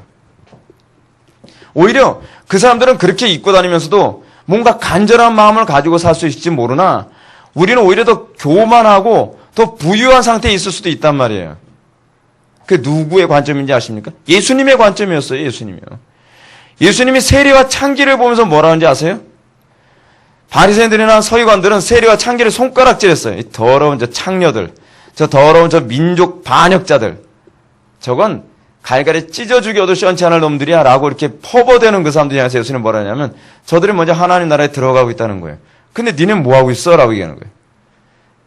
하나님이 보는 관점에서 인간의 타락의 문제는 관계의 문제이고 하나님에 대한 인식의 문제이지 도덕성의 문제 이전의 문제란 말이에요. 근데 우리는 교회를 다닌다는 것 때문에 내가 그들보다 그래도 좀 긴 치마를 입고 다닌다는 것 때문에 내가 그들보다 죄를 덜 저지른다는 것 때문에 나는 덜 타락했다? 하나님 보시기에는 그놈이야. 아니 오히려 하나님께서는 바리새인들 보고 그런 얘기하죠. 한 영혼 얻기 산과 들과 바다로 두루 다니다가 한 영혼 얻으면 배나 지옥 자식 만드는 마귀 새끼라고요. 마귀 자식이라고 하잖아요. 예수님이. 아예 대놓고서요. 여러분 우리가 정말 고민해야 될 것이 뭐냐면 난 하나님 없이 못 산다고 정말 고백할 수 있는가? 난 하나님의 뜻대로 살기를 정말 간절히 사모하고 있는가? 나는 하나님의 뜻대로 제가 여러분들한테 한 가지 좀 지나는 얘기지만 한 가지 노하우를 하나 가르쳐 드릴게요. 여러분들 은혜 받고 변화되는 데서 가장 좋은 방법 하나 가르쳐 드릴까요? 오늘 선포된 말씀 일주일 동안 그 말씀 살려고 몸부림쳐 보십시오. 안 변할 수가 없어요. 근데 제가 우리 교인들을 보면서 제가 매번 느끼는 게 뭐냐면 참 신기하죠. 신기해요. 기도에 관해서 강조하고 나면 그 주는 유난히 기도하러 안 나와요. 이야, 신기해요. 여러분 각자 잘 모르죠? 근데 저는 알아요. 근데 물어보면 이래요. 요번 주는요, 유난히 아팠어요. 왜 하나님께서 그 기도에 대한 당위성을 얘기해 준 그 주에 몸이 아픈 걸 허용하셨을까요? 은혜 받으라고요. 세상의 주관자가 마귀가 아니라니까요? 마귀가 마귀 문제가 아니에요, 여러분. 순종하나 순종하지 않나 하나님께서 뭐예요? 저울질해 보시는 거란 말이에요. 저울질. 여러분 이스라엘 백성들 광야 생활하면서 하나님께서 뭐라고 말씀하세요? 신명기 8장에서 하늘에 만나를 내리신 이유가 뭐라고 말씀하고 계세요? 이는 저희가 하나님 말씀대로 사나 안 사나 알아보기 위해서라는 거예요. 이번 주에 여러분들이 들은 말씀 가지고 살게 되면 반드시 저항이 있고 어려움이 있어요. 근데 그럼에도 불구하고 여러분들이 순종해서 그것을 나의 말씀, 내 인격으로 소화시켜서 하나님과의 관계를 더 돈독히 하는 기회로 삼는다면 여러분 그게 바로 성령 충만으로 가는 길입니다. 왜냐하면 강단의 설교는요. 칼빈이 얘기했던 것처럼 하나님의 음성이 나오는 방식이거든요. 여러분들 이 부분은 잊지 마시기 바랍니다. 재창조자로서의 예수 그리스도. 왜 예수님을 재창조자로 얘기하고 있는가? 제가 이걸 다 읽어드리고 싶은데 여러분들 그냥 집에 가서 그냥 읽어보시기 바랍니다. 제가 그냥 설명만 해드릴게요. 예수님께서 이 땅에 오신 목적을 사람들은 자꾸 이렇게 생각하기 좋아합니다. 우리를 지옥 갈까봐 불쌍해서 우리를 위해서 이 땅에 오셨다는 거예요. 뭐 틀린 얘기는 아니죠. 그죠? 근데 그렇다고 해서 100점짜리 얘기는 아니에요. 예수님께서 이 땅에 오신 궁극적 목적이 뭐냐면 온 세상을 회복하기 위해서예요. 그래서 우리 교회 이름이 회복의 교회인 거예요. 예. 우리 아들들이에요. 회복이라고 하는 것이 궁극적으로 예수 그리스도께서 이 땅에 오신 목적이라니까요. 근데 하나님께서 잘 보십시오. 인간이 있어요. 아담과 하와예요. 근데 인간이 타락함으로 말미암아 뭐가 다 파괴됐죠? 온 세상, 여기서 세계가 나오는 거예요. 온 세계가 다 타락했어요. 그렇다고 한다면 온 세상을, 여기다 온 하나 더 붙여줄게요. 온 세상을 회복하는 방법은 무엇일까요? 마지막 아담이신 예수 그리스도를 통하여 새로운 인류를 우리는 뭐라고 그러죠? 교회 또는 새 이스라엘, 뭐 여러 가지 표현이 나오죠. 교회를 통해서 온 세계를 다시 회복하고자 하시는 주님의 방식이에요. 그래서 요한계시록에서 역사의 종말을 뭐라 얘기하냐면 우리의 방식대로 하면 이렇게 돼야 돼요. 예수 믿는 사람들 딱 들림 받아가지고 무슨 우주선 같은 거 타고서 딴 세계를 샥 날아가야 되겠죠. 근데 그 방식이 아니란 말이에요. 오히려 새 예루살렘이 와서 이 땅이 갱신된 새하늘과 새 땅이 되는 거예요. 새하늘과 새 땅. 여기서 새라고 하는 것이 뭐예요? 제가 헬라어로 까먹었는데 이 새는 갱신이라는 의미예요. 갱신. 헬라어로. 그럼 뭐가 갱신되는 거예요? 갱신이라는 것은 기존에 있던 것이 다시 원상태로 복구된다는 개념이잖아요. 그렇죠? 예를 들어서 언약 갱신하게 되면 뭐예요? 언약을 다시 복구시키는 것이 갱신이거든요. 그래서 하나님께서는 마지막 아담이신 예수 그리스도를 통해서 새로운 인류를 창조하시고 그들을 통해서 하나님께서 교회를 통해 원하시는 것이 뭐예요? 그들을 통해서 생육하고 번성하고 땅에 충만하라라는 명령을, 문화 명령을 다시 주시는 거예요. 창세기 1장 27절에 나오는 그 문화 명령은요, 사회 전체를 변혁시키는 변혁 명령이에요. 근데 이 문화 명령을 잘못 이해한 개혁주의자들은 이걸 사회 혁명으로 생각을 해가지고 맨날 자기 페이스북에다가 맨날 정부 비판이나 하고 앉아있고 무슨 사회혁명 해가지고 그래서 마르크스 레닌주의자들 글이나 그걸 퍼나르고 앉아있고 미쳤어요. 성경이 우리에게 요구하는 바는 그게 아니에요. 복음을 통해서 사람을 변화시키는 거예요. 사회 구조를 바꾸는 것이 아니라, 그리고 정부를 뒤엎으라는 것이 아니라, 이게 사람들이 프란시스 쉐이퍼를 잘못 이해하고 아브라함 카이퍼를 잘못 이해해서 그래요. 복음을 통해서 사람들이 변화되어지면 그걸 통해서 뭐가 바뀌죠? 여러분, 예수 그리스도를 믿는 사람들이, 그리스도인들이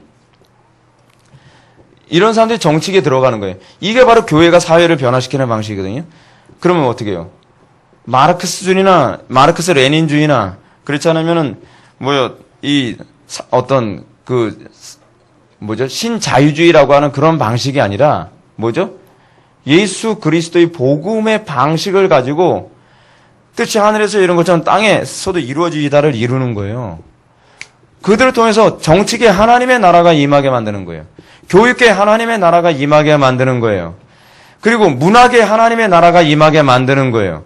이 세상을 세상 사람들의 방식대로 가지 않도록 하는 거예요. 그것이 바로 그리스도인들은 세상 속에 살지만 세상과 다르게 사는 방식이거든요. 저는 오늘날 한국교회가 세상을 변혁시키겠다고 한다는 짓이 뭐냐 하면 마르크스 레닌주의를 가져다 드리고 그렇지 않으면은 자유주의 그 경제의 원리를 교회에다 가져들으면서 소위 인본주의적인 방법으로 사회를 변혁시키려요. 그게 아니에요. 성경은요, 그것도 아니고 이것도 아니에요. 어떤 사람은 이렇게 얘기합니다. 목사님, 기독교는 보수적인 것 같아요. 부분적으로 맞는 얘기예요. 왜냐하면 보수주의자들이 추구하는 그 사고방식이 어디서 나온 사고방식인지 아세요? 옛날에 기독교가 국교였던 나라의 시대의 사고방식이 밑바탕에 깔려있기 때문에 기독교가 보수적인 사고를 가질 수밖에 없어요. 그래서 동성애에 대해서도 반대고, 그리고 프리섹스주의에 대해서도 반대일 수밖에 없고, 페미니즘에 대해서도 반대일 수밖에 없고, 사회혁명주의에 대해서도 반대일 수밖에 없는 거예요. 이념적 반대이기보다는 그것이 성경적이기 때문에 그래요. 그런데 교회가 어떻게 돌아가고 있죠? 왜 교회가 자꾸 세상의 철학을 자꾸 교회 안에 끄집어 들어와서 세상이 자꾸 어떻게 세상적인 방법으로 세상을 개혁하려 드는 거죠? 그건 잘못 이해하는 거예요. 제가 아는 어떤 목사님은 자기 교회에다가 그 마르크스 레닌주의를 공부한 그 소위 유럽 쪽 사회주의 사상을 가지고 있는 사람을 강단에 세워가지고 세미나를 듣고 있어요. 그래서 제가 아이고 개혁주의를 때려치든지 아이 그쪽으로 나가든지 하지 이 양반은 양다리 걸쳐서 뭐 하는 건지 모르겠다.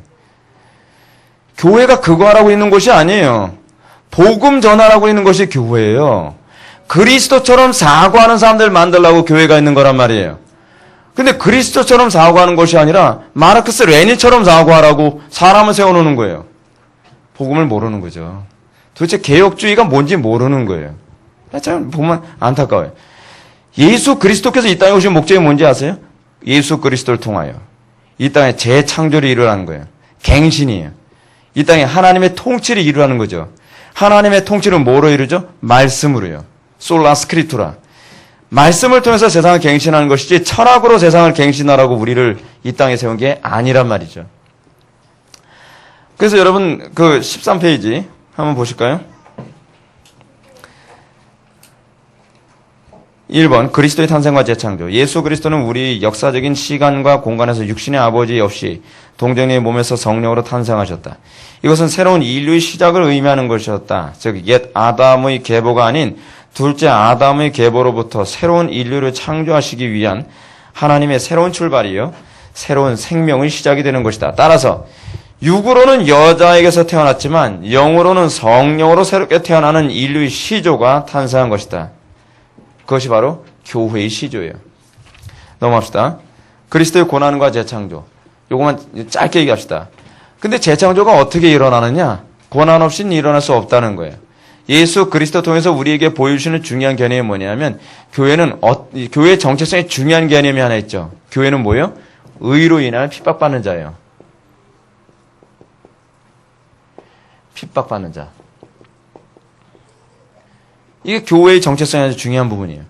이 땅에 새하늘과 새 땅, 이 땅에 하나님의 나라 통치를 구현하기 위해서 고난 없이 되는 게 아니에요. 그냥 요술방망이 휘두르듯이 쉽게 되는 것이 아니라는 겁니다. 이 땅에 하나님의 통치가 구현되기 위해서 성도들은 가정과 직장과 캠퍼스와 정치와 경제와 사회, 문화, 교육계 사방에 흩어져서 의로 인하여 핍박을 받아야 돼요. 쉽게 되는 게 아니에요. 그것이 교회가 부름받은 목적이에요. 그래서 구약에서 얘기하는 교회에 관한 개념은 핍박받기 위해서 선택받은 존재들이에요. 그래서 요한계시록에서는 교회를 뭐라 얘기하죠? 환난 가운데 나온 자들이라고 얘기하고 있어요. 그러니까 의로 인하여 핍박받지 않는다면 그건 하나님의 백성이 아니죠. 그래서 마태복음 5장에서는 의로 인하여 핍박받는 자들의 복을 뭐라고 얘기하고 있죠? 천국이 저희 것이며 라는 거예요. 하나님의 나라가 그냥 주어지질 않아요. 핍박을 통해서 그리스도를 위하여 그 고난에 동참함으로 말미암아 하나님의 나라가 임하는 거예요. 가정에 하나님의 나라가 임하지 않고 계속 고난이 가중됩니까? 당연한 거예요. 당연한 거예요. 우리가 고난을 받고 그리고 내가 예수 그리스도의 이름으로 말미암아 고난에 참여한 것을 기뻐하며 우리가 그것을 날마다 승리로 한 발자국 한 발자국 전진해 나가는 것입니다. 3번 그리스도의 영광과 재창조. 예수 그리스도는 그의 전생에 즉 그의 순환과 죽음을 통하여 재창조의 기초를 마련하셨다. 이 정도만 얘기합시다. 맨 밑에서 두 번째 단어 볼까요? 세상의 재창조는 예수 그리스도에 의하여 성취되며 지배된다. 이것이 바로 예수 그리스도의 창조의 역사이다. 교회가 이 땅에 하나님의 나라 구현을 위하여 헌신해야 되는 문제는 무엇이냐면 하나님의 통치, 하나님의 법이 왕노릇하는 세상을 구현하는 것입니다. 우리는 자꾸 이렇게 생각을 하죠. 요즘 갑과 을 그런 얘기 하는데 무슨 옆집 개똥이 이름도 아니고 맨날 갑을 얘기하는데 여러분 이 갑을 관계에 관한 문제에 있어서 우리는 자꾸 이렇게 생각을 하지 않습니까? 이 갑의 횡포가 심하니까 을이 뭐 어떻게 해야 돼. 뭐 데몬스트레이션을 일으켜야 돼. 근데 최근에 이런 얘기가 나왔어요. 굉장히 저도 이제 그 글을 읽고서 감동을 받았는데, 갑의 횡포 해가지고 글을 봤더니 거기서 이런 갑의 횡포가 있더라고요. 어떤 갑의 횡포냐면 집주인이에요. 한 10층 정도 되는 집주인인데 그 집주인이 각 그 세입자들한테 문자를 보냈어요. 어떤 문자를 보냈냐면 요번에 메르스 때문에 경제적으로 타격이 심하죠. 요번에 월세를 그냥 50%만 내주세요. 제가 더 많이 깎아드리고 싶은데 죄송합니다. 제가 해드릴 수 있는 게 이 정도밖에 안 되네요. 이것만이라도 좀 도움이 됐으면 좋겠습니다. 멋있는 과부의 행포 아닙니까? 교회의 모습이 그래야 된다는 거예요. 교회는 의로 인하여 핍박받는 존재들이거든요. 소위 세상적 사고방식으로 살아가는 존재가 아니에요. 자기는 희생 하나도 안 하고 손해 안 보려고 하면서 갑이 횡포가 심하니까 자기 사실 갑이면서 한편으로는. 자기는, 여러분, 그러면서 딴 사람에게 자기는 갑의 횡포를 자기부터 저지르지 말아야 되잖아요. 그러면서 저건 갑이니까 저 갑은 꺾어서 을들의 울분을 해소해줘야 된대요. 근데 을의 울분을 해소해야 된다고 해주는 그 말하는 사람으로서 나 저 사람에게 울분을 해소는 어떻게 하나? 그렇게 생각하는 사람들이 얼마나 많이 있는지 모른단 말이에요. 여러분, 철학의 문제가 뭔지 아십니까? 내가 죄인이라는 게 안 보인다는 게 문제예요. 남이 다 혁명의 대상이에요. 내가 혁명의 대상이 아니라. 성경은 뭐라 얘기하는지 아십니까? 너부터 얘기해요. 너부터 개혁의 대상이에요.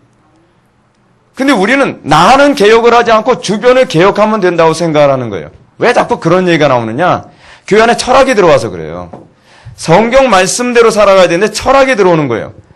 내가 개혁돼 보십시오. 왜 우리는 나를 개혁의 대상으로 생각하지 않습니까? 그것이 문제인 거죠.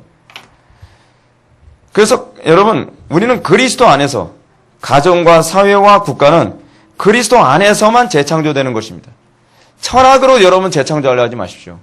세상의 수단과 방법으로 세상을 재창조하는데 여러분 참여하려 들지 마십시오. 세상은요, 아비규환이 됩니다. 아비규환. 얼마나 이상해져 가는지 모릅니다.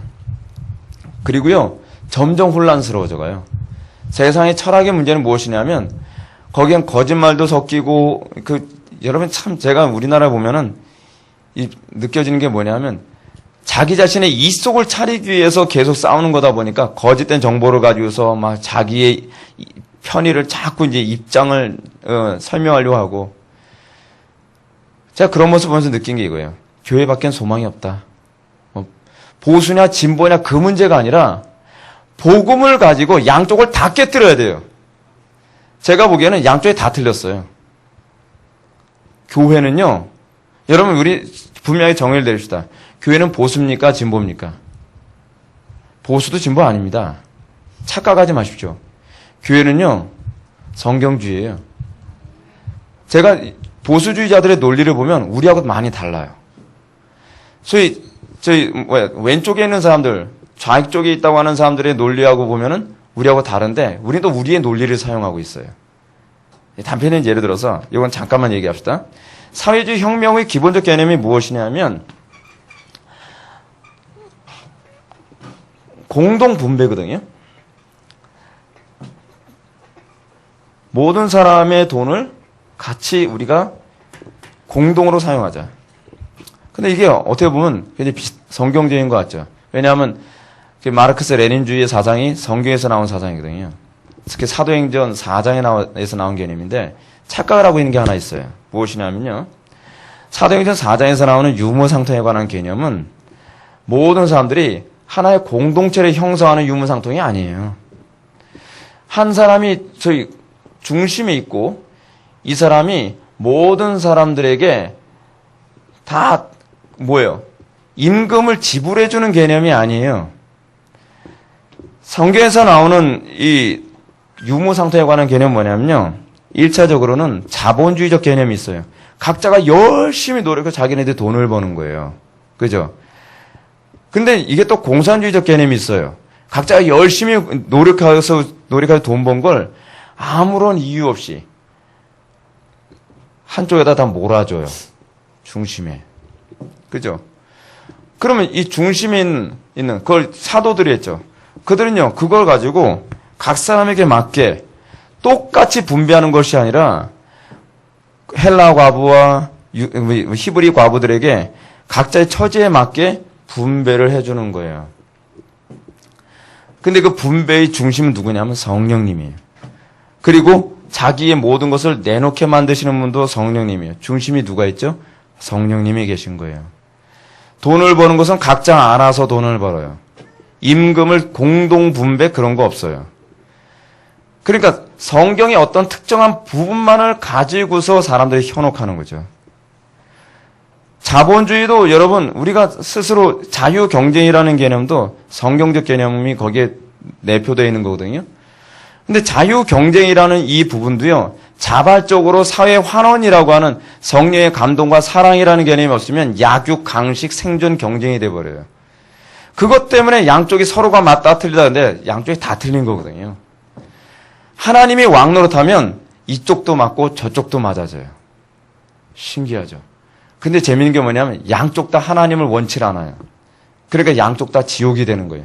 양쪽 다 틀렸다라고 얘기하는 거예요. 제가 보기에도 양쪽은 다 틀렸어요. 근데 양쪽에도 다 맞는 얘기를 하고 있어요. 근데 가장 핵심적으로 틀린 건 그것에 하나님이 없다는 것은 가장 치명적으로 틀린 거죠. 근데 우린 기독교가 자꾸 어디를 따라가요? 왼쪽을 따라갈 것인가 오른쪽을 따라갈 것인가 이런 얘기예요. 기독교가 중심을 잡아야죠.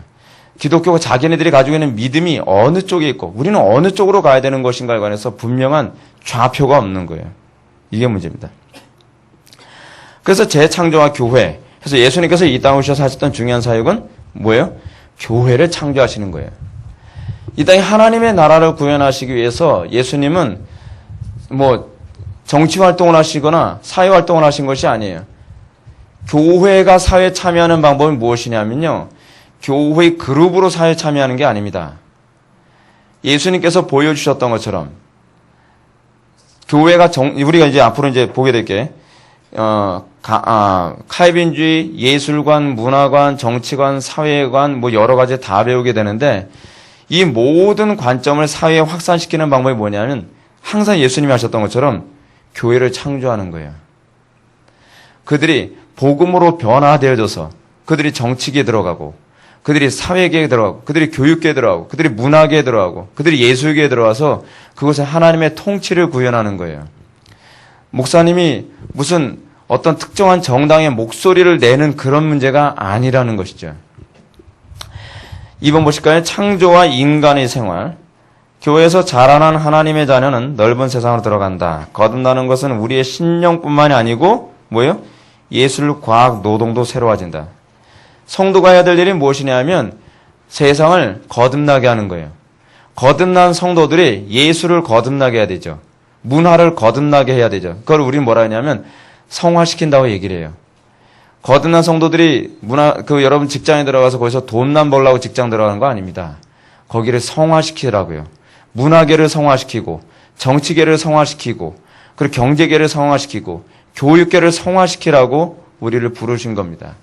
그래서 우리는 직업을 뭐라 하냐면 소명이라고 얘기합니다.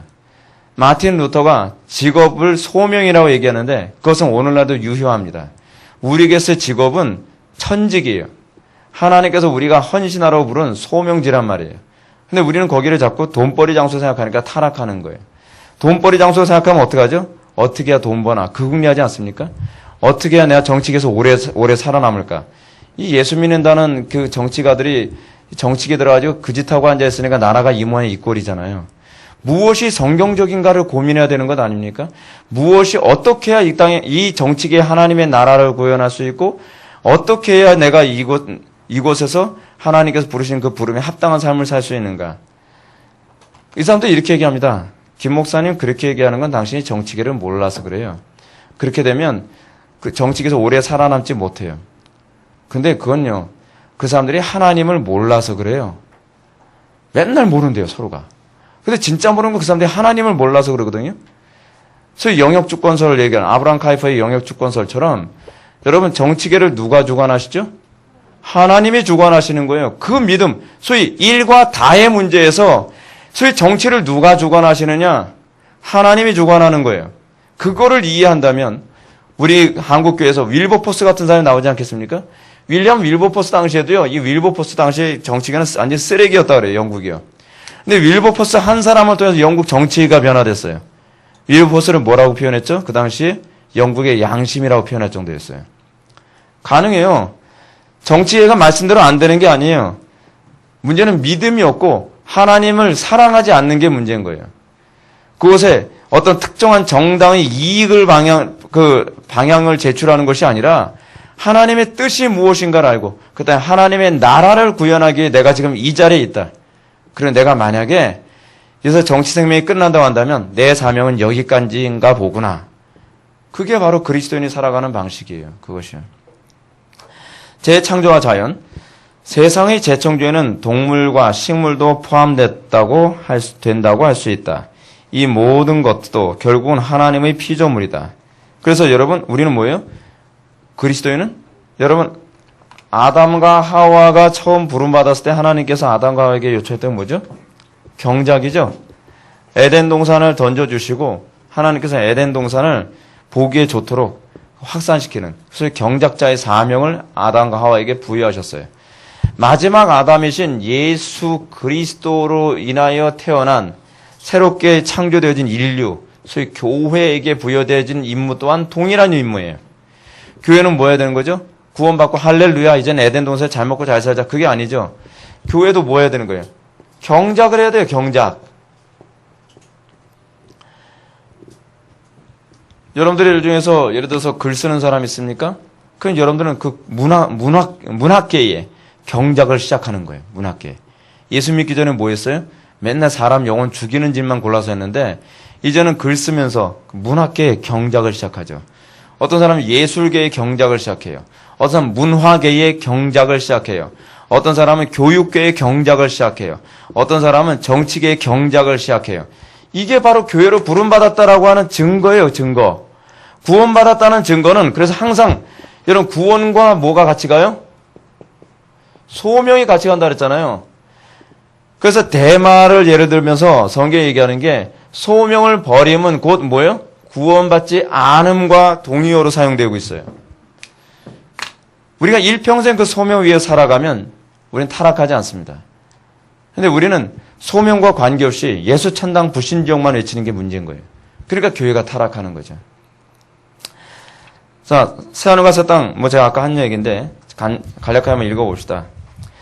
마지막 날, 역사의 종말의 날에 세상이 새롭게 거듭나는 재창조의 사역의 완성이 이루어진다. 사도 바울은 피조물의 탄식과 수고의 종착역은 양자될 것, 곧 우리 몸의 구속이라고 하였다. 피조물이 기다리고 있는 것은 그것들이 참여할 하나님의 자녀들의 영광의 자유이다. 우리만 구원하신 게 아니죠. 우리를 통하여 구원하시는 거죠. 이 개념을 잘 이해하십시오. 우리만 구원하는 것이 아니라 우리를 통하여 구원하시기 원하시는 거예요. 우리를 통하여 가정을 구원하기 원하세요. 주 예수를 믿으라. 그리하면 너와 내 집이 구원을 받으리라. 우리는 구원의 대상이면서 또한 구원의 통로예요. 이게 구원의 이중적 개념이에요. 근데 우리는 자꾸 구원의 대상으로만 생각을 하죠. 성경은 그게 아니에요. 성경이 우리에게 얘기하는 바는 너는 구원의 대상이면서 구원의 통로라고 얘기해요. 그래서 사도 바울이 자기 자신의 구원을 어떻게 정의를 내렸죠? 나는 헬라인인, 그러니까 야만인과 유대인들을 구원하기 위한 통로로 내가 구원을 받았다. 이것이 로마서 1장 14절에서 얘기하는 사도 바울이 얘기하는 구원에 대한 이해 아닙니까? 사도 바울은 내가 구원의 대상이면서 동시에 구원의 통로라고 봤어요. 그거를 창세기 15장에서 뭐라 얘기하냐면 복의 근원, 12장이네. 복의 근원이라는 개념을 있어요. 너는 복의 근원이 될지라. 더 정확한 그 히브리어 원문 번역에 의하면 너는 복이 될지라. 우리는 복을 받는 대상일 뿐만 아니라 복의 원천이 되는 대상이에요. 그래서 여러분들이 복을 받았다는 걸 무엇으로 알 수 있냐면 여러분들을 통하여 여러분들이 예수 믿고 나면 가정에 복을 받기 시작을 하죠. 하나님의 나라가 이제 임하기 시작하는 거예요. 여러분들 통해서 어떻게 해요? 교회가 복을 받기 시작하고 여러분들 통해서 지역사회가 복을 받기 시작하고 여러분들 통해서 직장이 복을 받기 시작하는 것으로 나타나야 되는 것이죠. 근데 오늘날 한국교회 교인들에게 나타나는 가장 심각한 문제가 뭐냐면 여전히 악의 축이에요. 악의 축. 김정은만 악의 축이 아니에요. 여러분 정치계에서 뭐 문제 터졌다면 다 악의 축이 기독교인이에요. 문제가 심각한 거죠. 구원이 뭔지 모르는 거예요. 그래서 그 양반들 구원받았다고 계속 고집을 피워요. 구원받았음을 입증하는 건 구원을 확산시키는 존재인가로 나타나요. 내가 복의 근원으로 살아가느냐로 나타난다니까요. 그 사람도 진짜 구원받은 사람이라면 그 사람 때문에 정치가 정화되고 있어야죠. 근데 정치계를 오염시키고 있어요. 요번에 실명 거론하기 참 미안한 분인데 그분이 악의 축이었잖아요, 거기. 예? 정치계를 오염시키고 있었어요. 기독교인인데. 예수 믿고 나면 여러분 어때야 돼요, 정말? 우리가 정말 반성해야 되는 게 그거예요. 예수 믿고 나면 나를 통해서 여러분들의 가정과 직장과 캠퍼스, 여러분들이 몸담고 있는 곳이 정화되고 있습니까? 아니면 더 오염되고 있습니까? 난 너 때문에 못 살겠어. 이 소리 나오면 이건 진짜 문제예요. 넌 언제쯤 변화될래? 예수 믿는다고 하면서. 이 얘기 나오면 문제 아닙니까? 야, 너 예수 믿고 나서 우리 가정이 달라졌다. 너 예수 믿고 나서 회사에서도 사장이라는 사람이, 김대리 요번에 예수 믿는다고 어디서 들은 것 같은데, 왜 이렇게 부지런해졌어? 왜 이렇게 성실해졌지? 김대리가 요즘 좀 달라졌어? 이 소리가 나와야 되는 거 아닙니까? 분위기가 좀 더 밝아지고, 그를 통해서 정말 뭔가 이 향기가 나야죠, 향기가. 악취가 아니라. 왜냐하면, 우리는 그렇게 부름받은 거거든요. 구원의 대상일 뿐만 아니라 뭐라고요? 구원의 통로로 구원받은 존재예요. 그것이 바로 교회의 이중적 개념이에요. 나가게 보시겠습니다. 칼빈주의는 이 세상의 허무주의를 극복하는 유일한 대안이 될 수 있습니다. 그 이유는 칼빈주의가 가지고 있는 세상을 바라보는 독특한 시야 때문입니다. 그러므로 칼빈주의에서 보는 세상에 대한 안목은 무엇인가 한번 보겠습니다. 첫째로, 칼빈주의는 이 세상을 하나님께서 창조하셨다는 창조적 전제에서 출발합니다. 고로 이 세상을 회복하고 고칠 수 있는 유일한 분은 오로지 하나님 한 분밖에 없습니다.